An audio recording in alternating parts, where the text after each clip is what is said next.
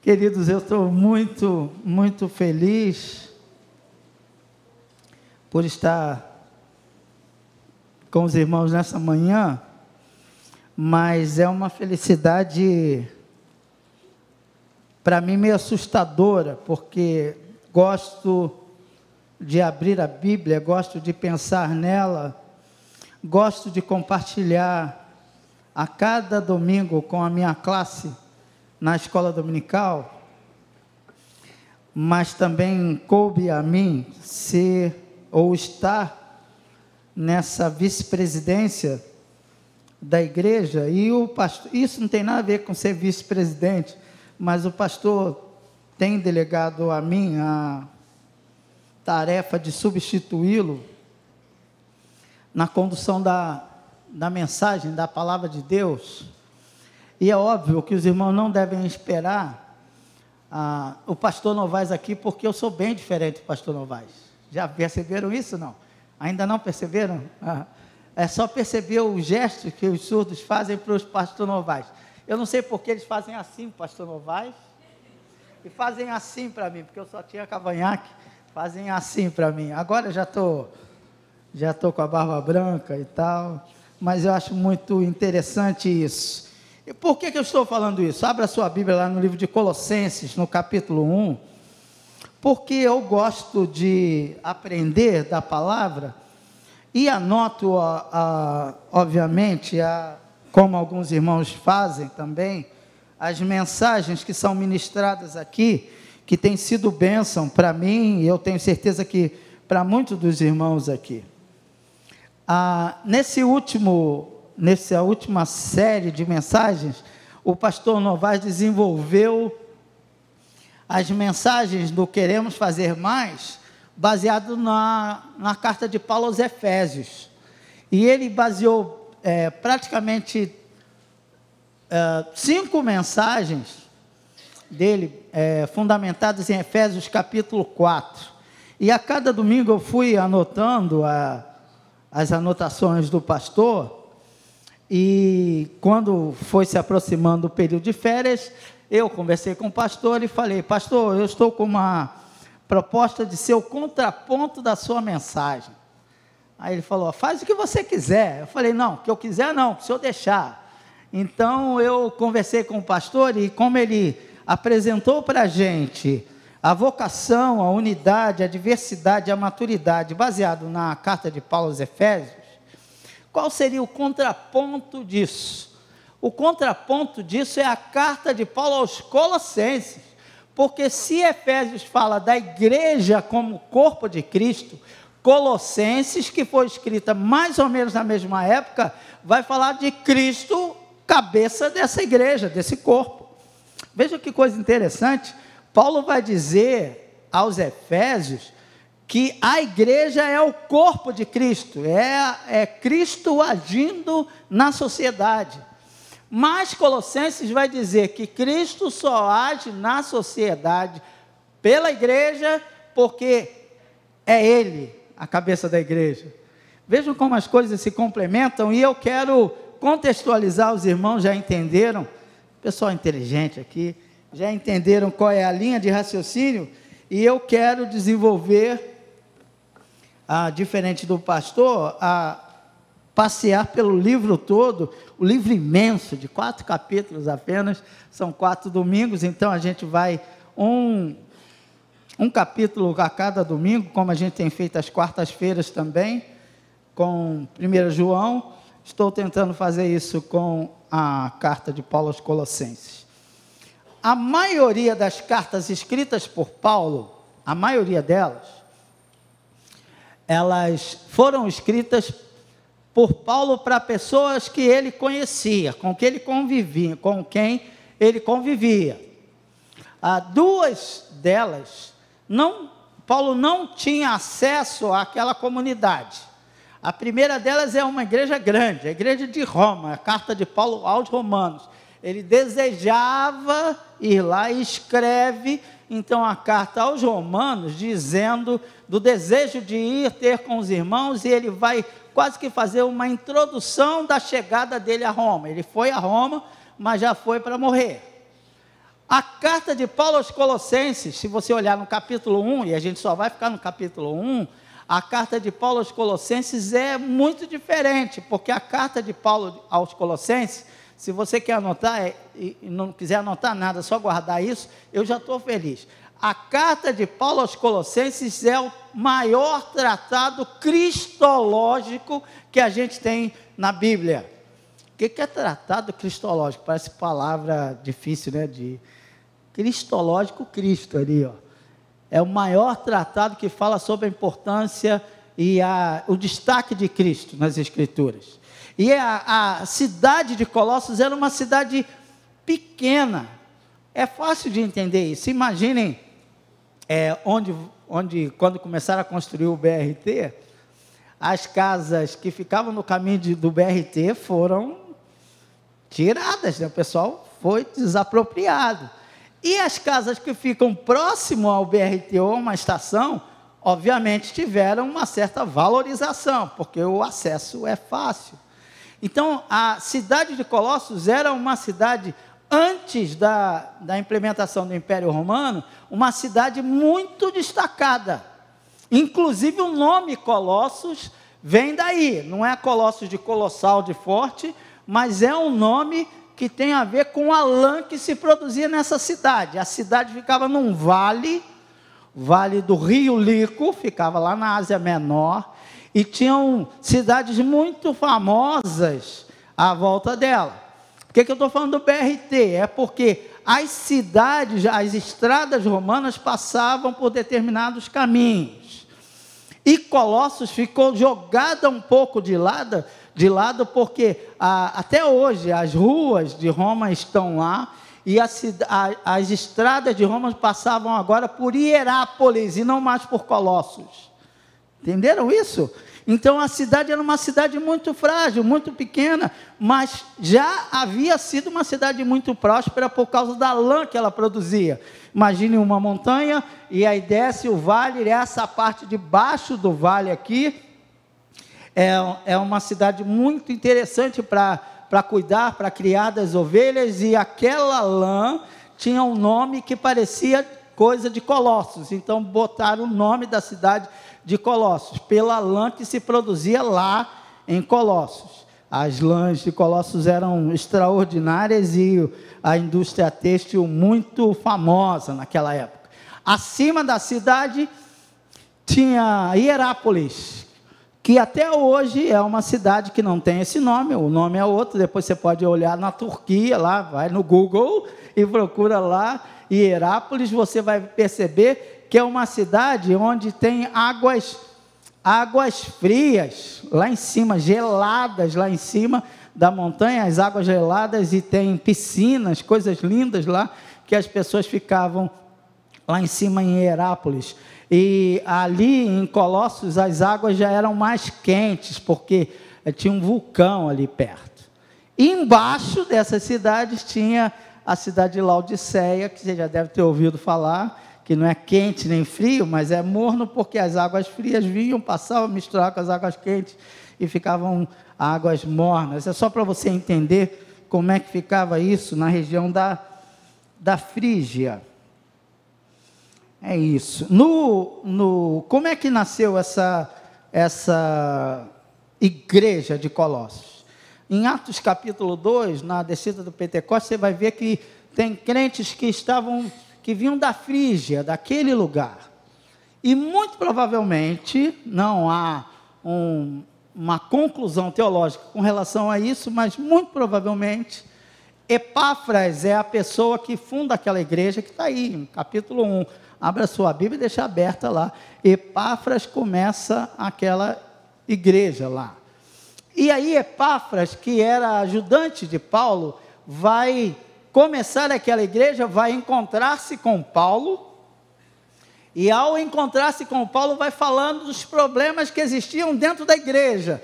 Então a carta, na verdade, é uma resposta de Paulo aos problemas que Epáfras falou que existiam na igreja. Quais eram esses problemas? Bem, primeiro, todas as cartas de Paulo são respostas positivas aos problemas que existiam na igreja. A primeira grande dificuldade que existia na igreja, como sempre, eram os judaizantes. Os caras achavam que tinham que seguir um rito, tinham que seguir uma norma judaica para ser cristão. Paulo vai combater isso. E o destaque da carta é o que mesmo, que eu falei aqui? Ninguém lembra mais? Qual é o grande destaque dessa carta? É Cristo. Então Paulo vai combater tudo isso dizendo, Cristo é maior, Cristo é maior, Cristo é maior. É por isso que a palavra mais usada no livro é supremacia, proeminência. Cristo é superior a qualquer e todo tipo de rito religioso. Depois, outro problema que existia na igreja eram os gentios. Os caras ali adoravam e cultuavam e faziam relações espirituais com os anjos. E Paulo vai dizer, Cristo é superior a qualquer tipo de adoração de anjos que os irmãos venham a fazer. E aí Paulo vai combater isso, a gente vai ver ao longo, se Deus quiser, ao longo desse texto. Abra agora, está aberto já, eu vou ler a partir do versículo 15. Ao longo do mês eu vou acrescentando, tem muita informação, eu vou ver se eu trago alguma coisa visual também, vai ver que alguém vai fazer um turismo lá e vai conhecer. Versículo 15, que bom, o pessoal da imagem é fera. NVI é a minha aqui, supremacia de Cristo, Ele é a imagem do Deus invisível, o primogênito de toda a criação. Pois nele foram criadas todas as coisas, nos céus, na terra, as visíveis e as invisíveis. Sejam tronos ou soberanias, poderes ou autoridades, todas as coisas foram criadas por ele e para ele. Ele, está falando sobre Jesus, ele é antes de todas as coisas, e nele tudo subsiste. Ele é a cabeça do corpo que é a igreja. É o princípio e o primogênito dentre os mortos, para que em tudo tenha a supremacia. Pois foi do agrado de Deus que nele habitasse toda a plenitude, e por meio dele, Jesus, reconciliasse consigo todas as coisas, tanto as que estão na terra, quanto as que estão nos céus, estabelecendo a paz pelo seu sangue derramado na cruz. Olha que coisa interessante, versículos 15 a 17 vai dizer que ele é a imagem do Deus invisível, que ele é o primogênito, o primeiro e a maior criação de Deus. Na verdade não é que Jesus seja a criação, mas é que ele estava lá no princípio da criação. Deus estava com Jesus, a Trindade estava no momento da criação. A Trindade fez com que o mundo existisse. Então, Jesus é o Cristo homem, mas Cristo é o Deus conosco. Deu para entender isso? Por isso que Paulo vai falar Cristo Jesus, nosso Senhor. Porque o Cristo existe desde a fundação do mundo, antes da fundação do mundo. Porque Cristo é ungido, separado. Cristo não é sobrenome de Jesus. Vejam que Cristo é o título que se dá ao ungido, ao separado por Deus. E Jesus e a Trindade separou Jesus para ser o Cristo encarnado. Então, quando a gente fala Jesus Cristo, é o homem Jesus e o Deus que se revela em Cristo. Claro isso para vocês? Para mim é muito claro isso. Então, Cristo estava lá no princípio, antes de Deus falar assim, haja luz, Cristo já estava. Por que Cristo já estava? Porque Ele é a palavra de Deus.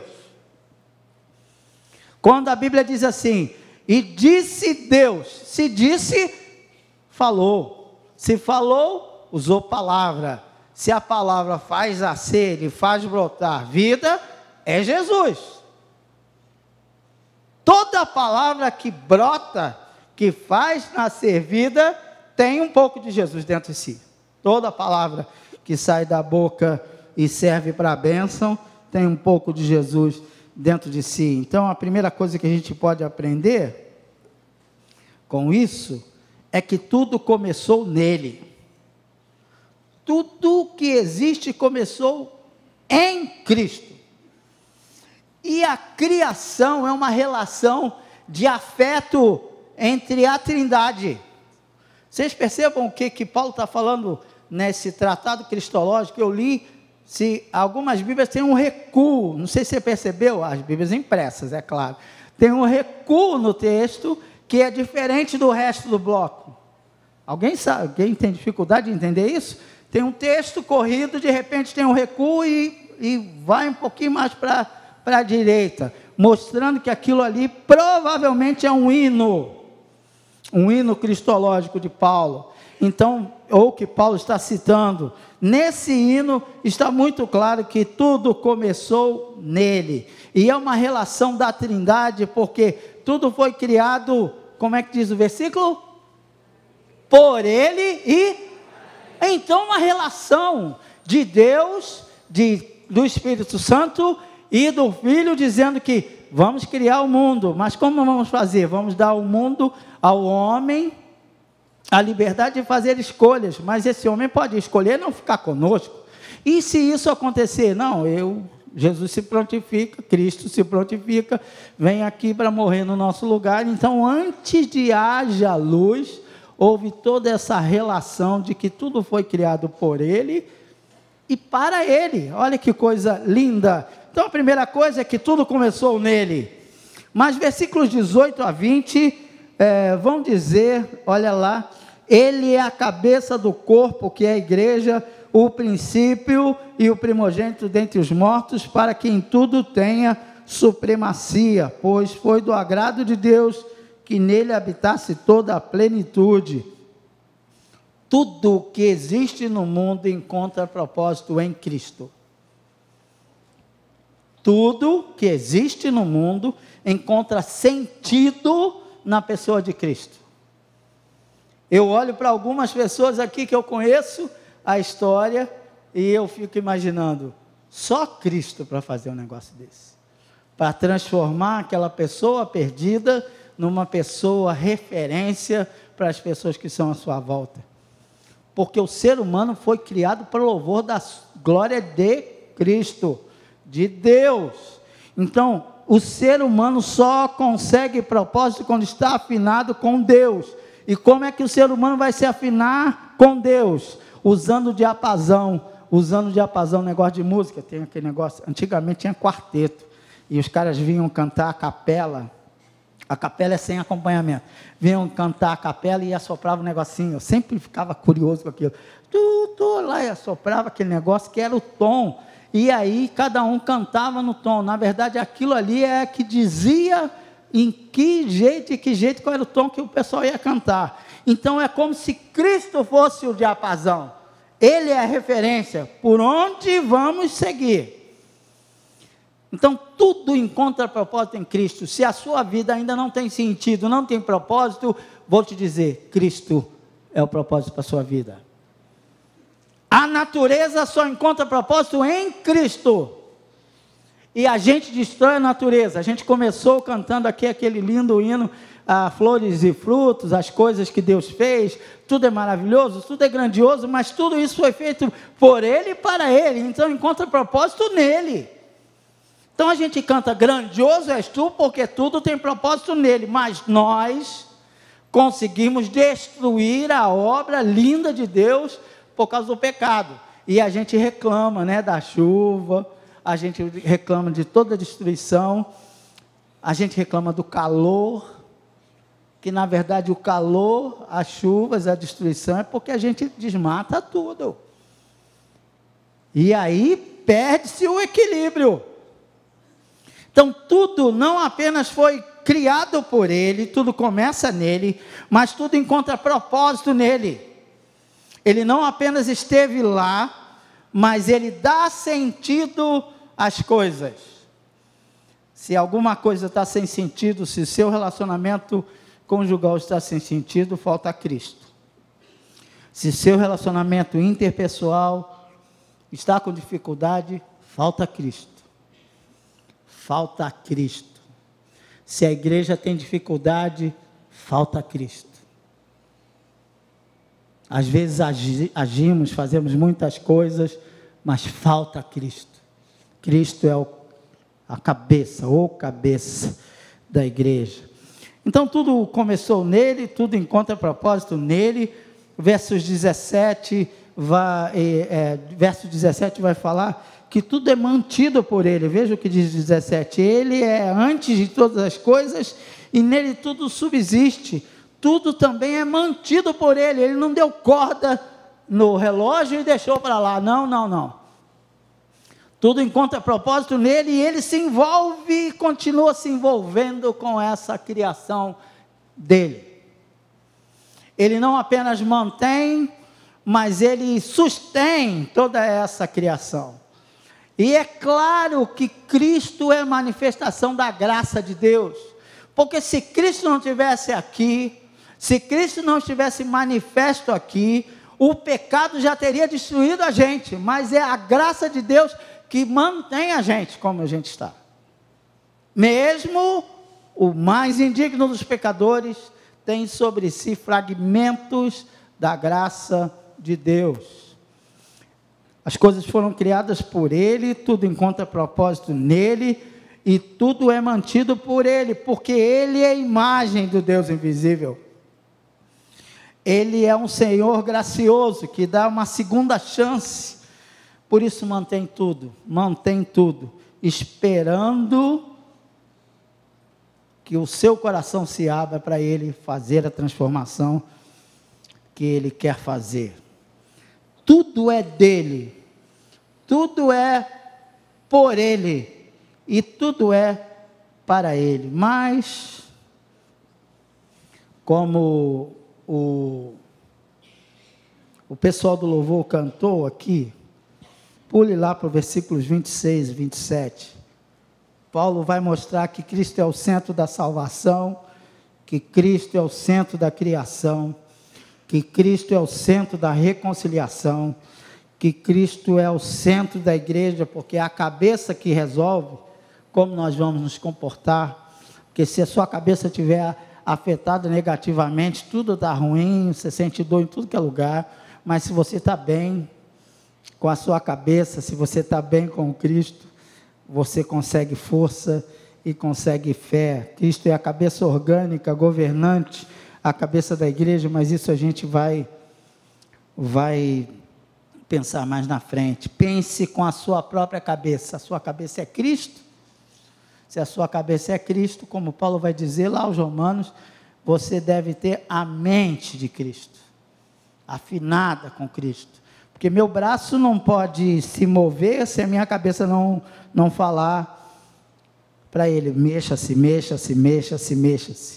Se ele não se move, eu falo, mexa-se, tem problema aqui. Então, é a minha cabeça que determina como as coisas vão acontecer. A gente, às vezes, pensa muito rápido e a fala não acompanha o pensamento. A mesma coisa acontece com Cristo. Ele vai controlando a sua igreja, por isso a igreja tem, o que o pastor falou aqui, unidade. Porque é Cristo quem vai tocando a mim, tocando ao irmão, tocando ao outro, para que nós unidos, fiados em Cristo, olhando para Cristo, a gente siga na mesma direção. Mas os versículos 26 e 27 são de uma beleza extraordinária. Paulo afirma que tudo começou em Cristo. Paulo afirma que tudo encontra propósito em Cristo. Paulo diz que tudo é mantido por Cristo. Mas Paulo apresenta de forma brilhante onde é que Cristo está. Paulo vai dizer nos versículos 26 e 27 da seguinte forma: um mistério que esteve oculto durante épocas e gerações, mas que agora foi manifesto a seus santos. A ele quis Deus dar a conhecer entre os gentios a gloriosa riqueza deste mistério, que é Cristo em vocês, esperança da glória.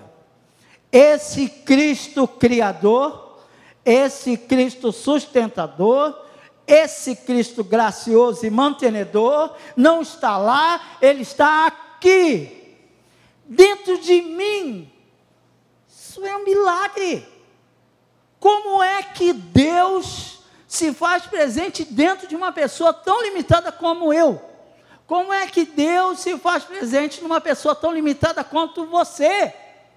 Mas foi esse, e é esse o mistério, que estava oculto a outras gerações e se fez conhecer na época da encarnação de Jesus. Cristo em nós, é a esperança que a gente tem da glória. É Cristo que faz a diferença. Não são anjos. Não são os anjos. Não são as glórias de uma cidade. Não são as belezas naturais. O que faz com que a gente tenha esperança do dia de amanhã é Cristo em nós. Se não tivermos certeza disso, não adianta nada, porque a gente vai ficar com uma vida sem propósito, sem objetivo, e a gente titubeia quando pega a informação, como a gente pegou na sexta-feira. E aí eu preparando a mensagem, eu falei, meu Deus, como é que pode isso? E é o que vem à minha cabeça, é Cristo em mim, que tem que ser esperança para a glória, porque senão só vou ficar lamentando. Mas o que a gente quer é que haja apuração, é que haja correção, para que isso não ocorra mais. Mas a gente não aprende. A gente não aprende, e olha que isso é revelado há tanto tempo atrás, mas nós queremos segmentar, a gente quer dividir, quando na verdade Cristo está querendo unir, Cristo está querendo nos aproximar, mas a gente gosta de rotular. Mas tem uma esperança, e a esperança que a gente tem é Cristo em nós. A esperança que a gente tem não pode estar na criação. É claro que ela se autogerencia, é claro que vai chegar uma época que os recursos vão terminar, mas é Cristo em nós que faz a diferença. A gente também não vive apenas com objetivos, com sonhos, com desejos. Isso é legal, mas a gente só alimenta esses desejos se Cristo estiver em nós. E se a gente tem Cristo em nós, Ele vai aperfeiçoar a gente. Às vezes isso dói. A melhor forma de você amadurecer é você passar por dificuldade. Então essa conversinha de que está tudo bem, tenho Cristo, cuidado, às vezes precisa ficar tudo mal para que você fique bem lá na frente. Porque nós que já temos cabelos brancos, alguns já entenderam isso, mas tem gente que tem o cabelo branco e ainda não entendeu. Que a gente passa por dificuldade para que a gente se aperfeiçoe. Então, passar por dificuldade algumas vezes é uma escola divina para que você seja cada vez melhor. Mas é Cristo em nós, a esperança da glória. E eu queria muito que Deus completasse essa mensagem no seu coração. Que Paulo resolve para aquela igreja de Colossos todas as dificuldades que existem na igreja, apontando para Jesus. O que Cristo fez, o que Cristo ensinou, como Ele agiu. A gente precisa tentar imitar Cristo. A gente precisa ser mais parecido com Cristo, para que a nossa vida tenha sentido, para que a nossa vida tenha propósito, para que a gente tenha alegria em crer